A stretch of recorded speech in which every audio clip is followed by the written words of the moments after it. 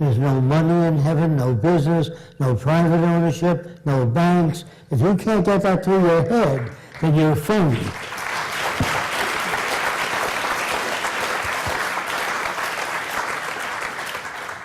I do not come here to attack anything.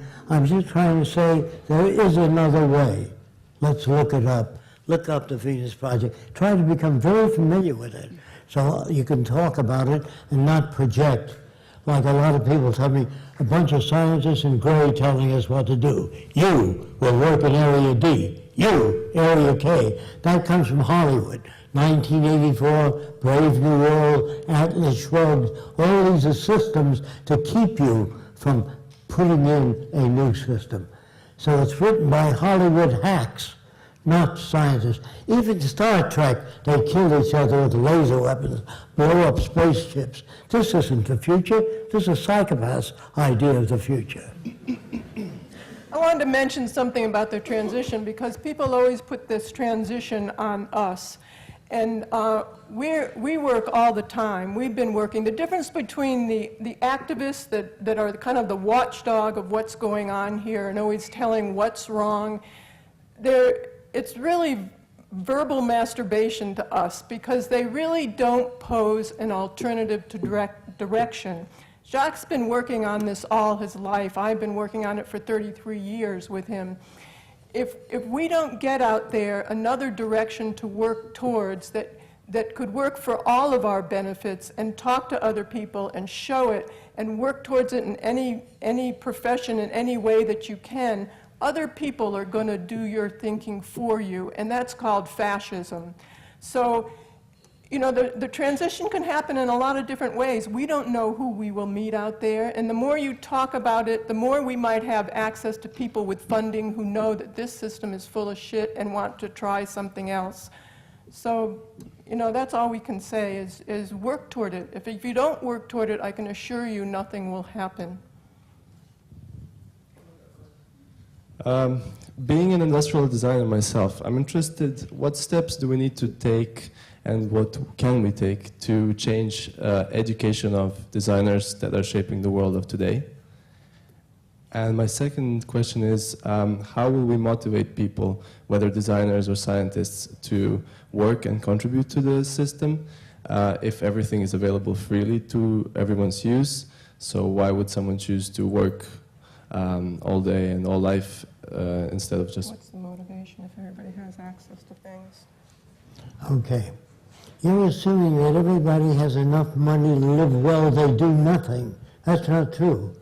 People with lots of money don't find enough time in the day that are educated to do things. So I would say years ago, again, talking to myself, how are we going to change this world? And I talked and designed a system. Then I said to myself, how do you know it'll work? I said, I don't know.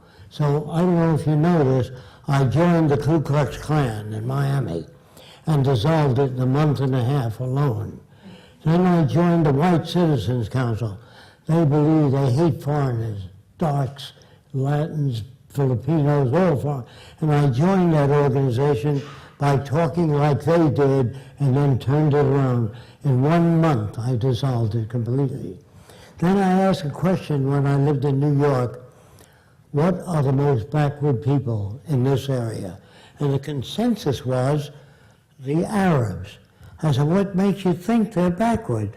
They still believe the earth is flat. So I said, boy, if you can turn them around, that'll be pretty good proof of your system. So I called up the guy in charge. You always work with a guy or girl in charge. I called a guy named Elbaz, an Arab. And I called him and said, can I speak with you? He was the head of the Arab group. So he said, from where your father is born? That's the way he spoke. I said, Lebanon. He says, you are Arab? That's the way he spoke. I said, Air means yes in Arabic. I speak a little bit of many different languages. I'm not an Arab. So he says, come and serve me. He's come and see me. So I came to see him, and he set aside time for me, and he said, you believe the world is round? I said, yes. He went, that means in his custom, it can't be. So he held his hands up like this. He said, he pointed to his head to show me how smart he was. Then he said, if the world he round, man fall me down here. All the water, he fall me down from the round world. He has to be flat to make the water not fall me down. So I knew here's a guy I'm dealing with that is really sincere, and he couldn't understand the earth being round. So I gave him a balloon to hold in his hand, and I rubbed it fast with fur. Then I put cornflakes in his hand and told him to hold it away from the balloon, not near it. And all the cornflakes, due to electrostatics, jumped up to the balloon. Does anybody doesn't understand that? If you charge a balloon or create static electricity, the cornflakes in your hand will jump up to the balloon and stick to it. So I showed him that, and his jaw hit the pavement.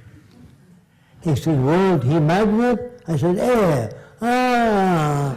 And he went and explained that to all the Arabs. An hour and a half I turned him around. Now even my mother, I brought a Japanese kid home one day, and she said, I don't want that kind around. Loud enough for him to hear. And I met him in California. I'd been home a long time. So he left. He says, I'll see you, Jock. He was an American, born. And I tried reason on my mother, which is to try to sit and reason together. That's strictly bullshit. If my mother doesn't read and deal with the real world, she can't handle that. So reason failed.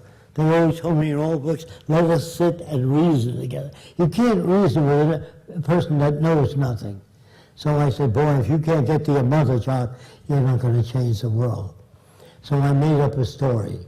I said, I was swimming in the East River, and there's no way to get ashore. There's a high wall.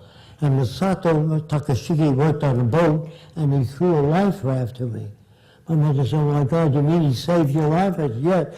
She said, oh, I've been so cruel and crude. I said, yes, you have, Mother.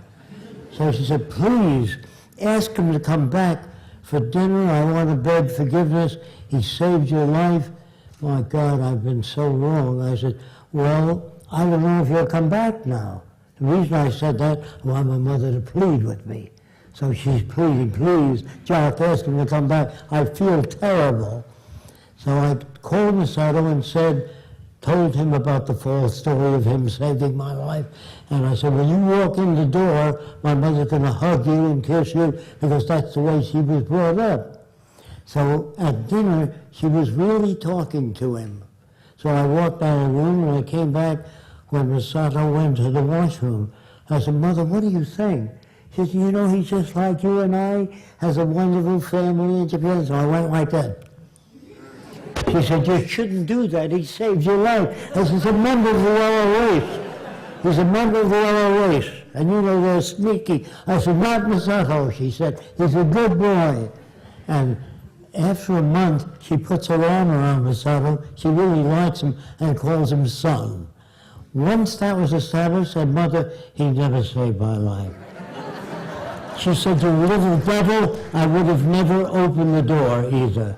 So sometimes logic and reason doesn't work for some people. So you tell them a fib, get them to listen to the guy for a little while, and then you can tell them that you had to do that because you couldn't understand it any other way.